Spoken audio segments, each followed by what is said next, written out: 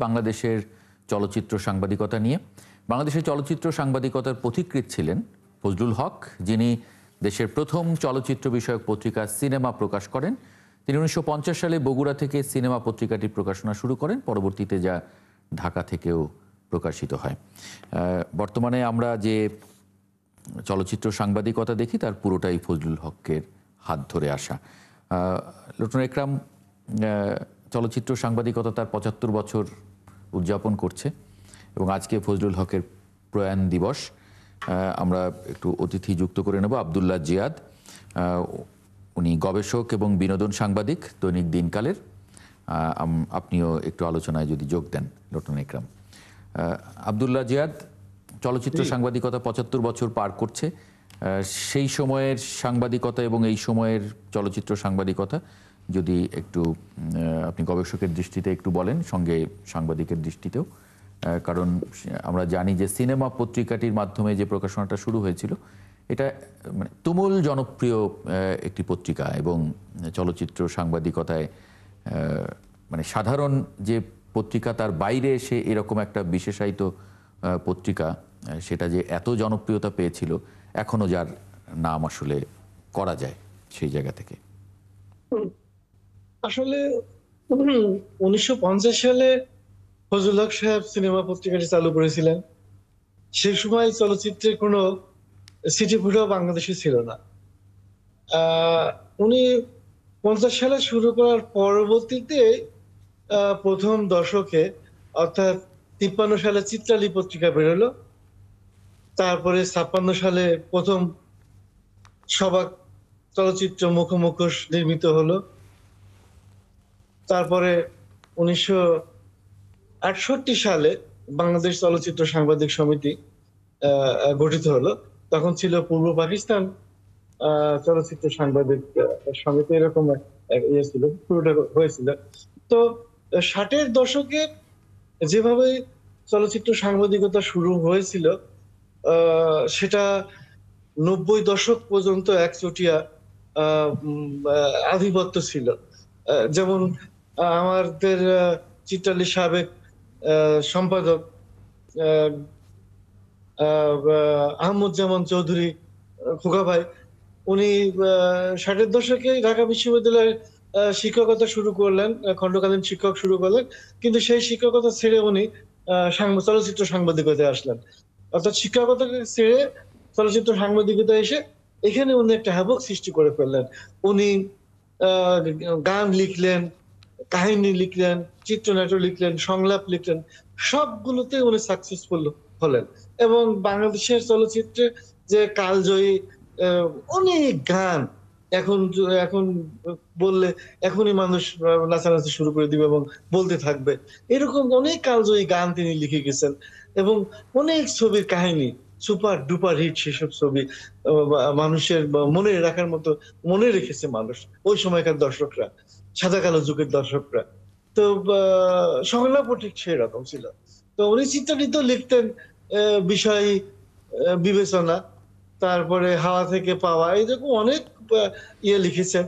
তো তাদের সময়ে চলচ্চিত্র সাংবাদিকতা যেভাবে প্রতিষ্ঠিত হয়েছে, সেটা 90 দশক পর্যন্ত চলছিল। অর্থাৎ ফজলুল হক সাহেব 1950 সালে শুরু করলেন, কিন্তু উনি 90 সালে বোধহয় উনি ইন্তিকাল করলেন।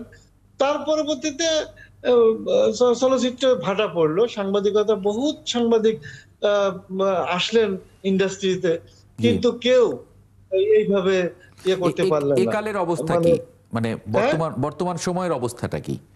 বর্তমান সময়ের অবস্থা আরো খারাপ, কারণ এখন তো সিনেমা হচ্ছেই না, সিনেমা নাই। এফডিসি এখন কোনো শুটিং হয় না। ওই গেলে 3-4টা সমিতি আছে, ওখানে গেলে একটু 2 ঘন্টা আড্ডা মারলাম, 1 ঘন্টা আড্ডা মারলাম, এই গল্প করলাম, চা খাইলাম, এই আর কোনো কাম নেই, কাজ নেই, সব বেকার, সব বসে থাকে। তো মানে কাজের সুযোগটা মানে কমলো কেন লুটন একরাম? যদি এখানে কাজের সুযোগটা কম হওয়ার কাছে ছবি হচ্ছে না, আর ছবি না হওয়ার মূল কারণটা হচ্ছে সিনেমা হল নাই। আগে 70-80-র দশকের 90 দশক পর্যন্ত 1400 সিনেমা হল ছিল। এখন বর্তমান সিনেমা হল চালু আছে 60টা। না, এখন তো সুযোগও অনেক বেড়েছে। আমি সেদিন দেখছিলাম যে আমির খান তার একটা সিনেমা ইউটিউবে আপলোড করেছেন এবং সিনেমা হলের চাইতে নাকি বেশি টাকা তিনি সেখান থেকে মানে বের সেটা করে এনেছেন। সেটা সেটা আমাদের দেশে এখনো ওইভাবে প্রভাব বিস্তার করতে পারে নাই সিনেমা। কারণ আমাদের দেশের সিনেমা আসলে দর্শক টানতে পারে না। এখন তো সিনেমা হল নাই যেখানে সিনেমা তৈরি হচ্ছে না। যা বছরে দুই একটা তৈরি হচ্ছে একমাত্র সাকিব নির্ভর বা দুই ঈদে দুইটা ছবি, এছাড়া আর কোনো ছবি চলে না। দর্শক দেখতেই চায় না, আসলে দেখেই না। আবার আপনি ইউটিউবে ছাড়বেন, ওই প্রথম প্রথম কিছু আপনি ভিউ পাবেন, তার পরবর্তীতে আর পাবেন না। তো তাতে না দিয়ে আপনার যে মানে আমি বিনিয়োগ, এখন যে বিনিয়োগ করবেন সেই বিনিয়োগ হ্যাঁ ব্যাক করতে পারবেন না। জি লটন একরাম কোনো কিছু যদি যোগ করেন বা জানার যদি কিছু ধন্যবাদ। থাকে। বিশেষ করে চলচ্চিত্র সাংবাদিকতার যে পথিকৃৎ ফজলুল হক সাহেবের আজকে যে প্রয়াণ দিবসে আমরা তার বিধি আত্মার মাগফিরাত কামনা করি।